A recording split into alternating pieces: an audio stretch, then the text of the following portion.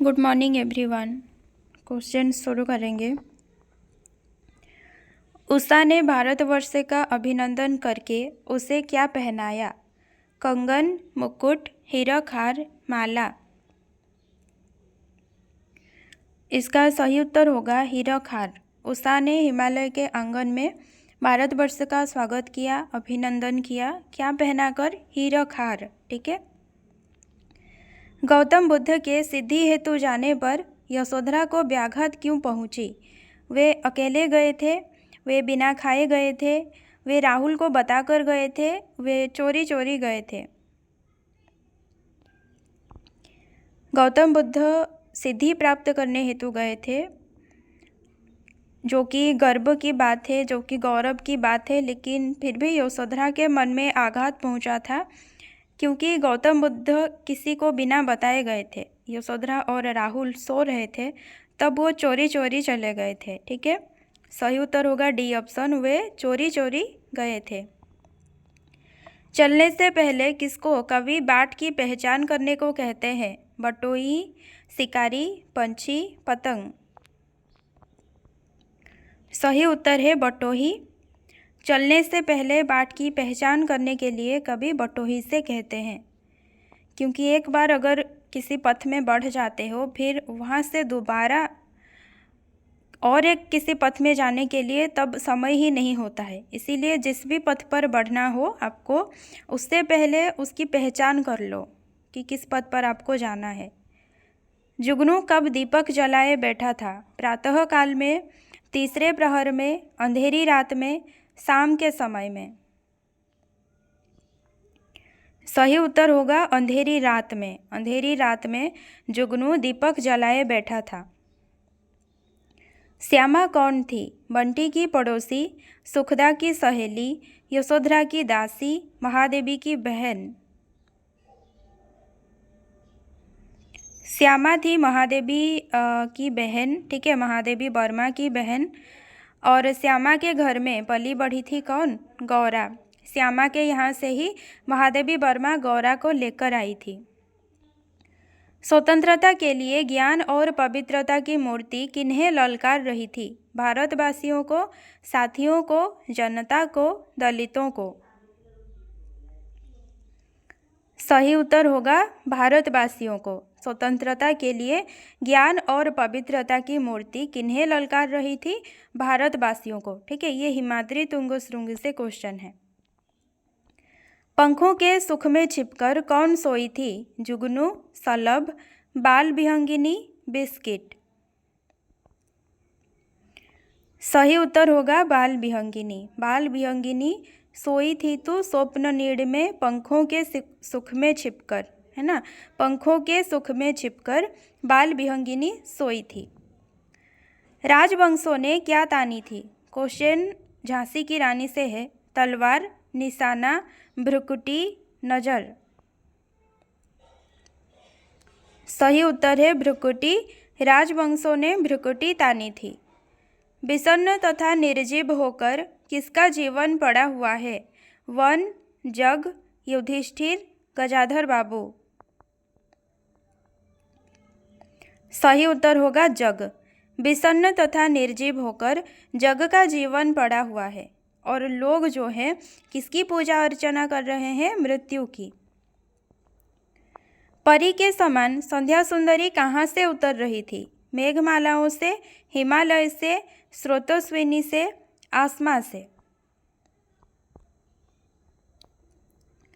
सही उत्तर होगा आसमान से। संध्या सुंदरी आसमां से परी के समान उतर रही थी और धीरे धीरे उतर रही थी।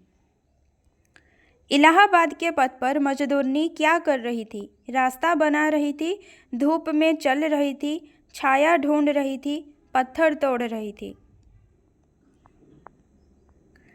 सही उत्तर होगा पत्थर तोड़ रही थी। इलाहाबाद के पथ पर मजदूरनी पत्थर तोड़ रही थी, जिससे कवि ने देखा था। भयानक सूखे में चींटे चींटियां किसे छोड़कर चले गए थे? पेड़, बिल, घर, देहरी। पंछी जो है किसे छोड़कर गए थे? पेड़। ठीक है।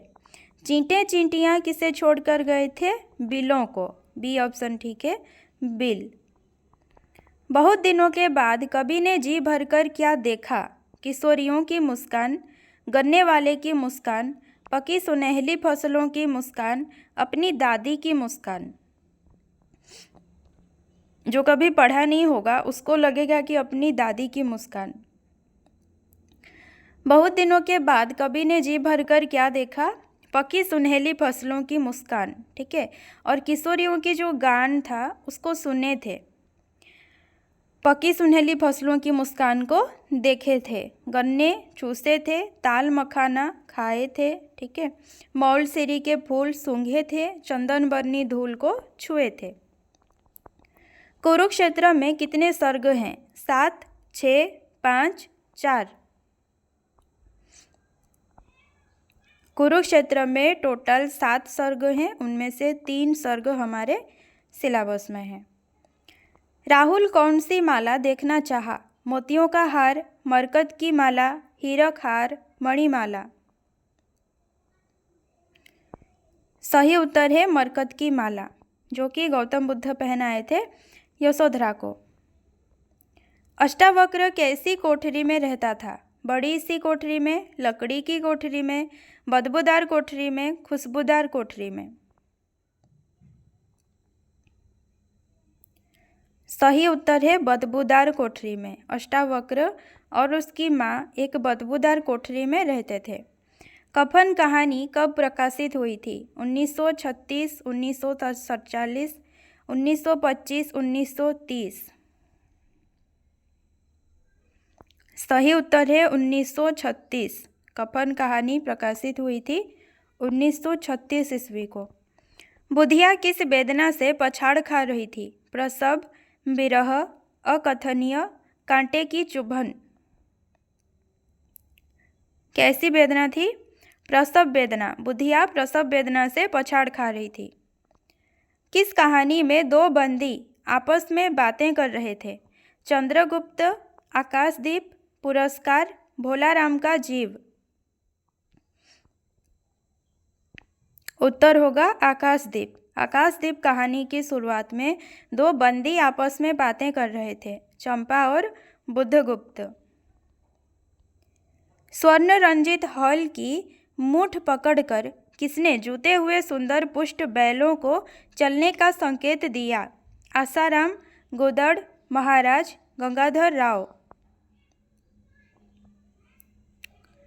सही उत्तर होगा महाराज। कृषि उत्सव था, ठीक है, कौशल राज्य में। तो वहाँ पर एक दिन महाराज को किसान बनना पड़ता था और वे हल चलाते थे। तो स्वर्ण रंजित हल था और उसकी मूठ पकड़कर महाराज जूते हुए सुंदर पुष्ट बैलों को चलने का संकेत दिया। बकुल पंक्तियों को देखने के लिए कौन गई थी? मल्लिका, चंपा, मुन्नी, सकीना। मल्लिका भीग कर आई थी बारिश में और अंबिका से क्या कहती थी कि मैं बकुल पंक्तियों को देखने के लिए गई थी, है ना, दक्षिण दिशा से आए हुए। तो उत्तर क्या होगा? मल्लिका। कौन बुलबुल छीन लेने से पाप होगा? नाग, बिल्ली, कुत्ता, कौवा। सही उत्तर है बिल्ली। बिल्ली अगर बुलबुल छीन ले शिव शंभू शर्मा के हाथ से तो पाप होगा। अगर बालक खुद मार दे तो हत्या होगी। लॉर्ड रिपन की मूर्ति कहाँ बनी हुई थी? लाल किले में, मैदान में, भारतवासियों के हृदय में, कण कण में। कण कण में भगवान हैं, ठीक है, कबीर के अनुसार। लॉर्ड रिपन की मूर्ति कहाँ बनी हुई थी? भारतवासियों के हृदय में। किसने 5 पुष्पों को अपने तुणीर में स्थान देने योग्य समझा था? महाकाल, विष्णु, कंदर्प देवता, बुद्ध। सही उत्तर है कंदर्प देवता। कंदर्प देवता ने 5 पुष्पों को अपने तुणीर में स्थान देने योग्य समझा था। उनमें से एक था अशोक। वज्रपाणी किसके शिरोमणि बन गए? कामदगिरी, मंदाकिनी, सिंहलदीप, बोधिसत्व। वज्रपाणि बोधिसत्व के शिरोमणि बन गए। डी ऑप्शन सही है।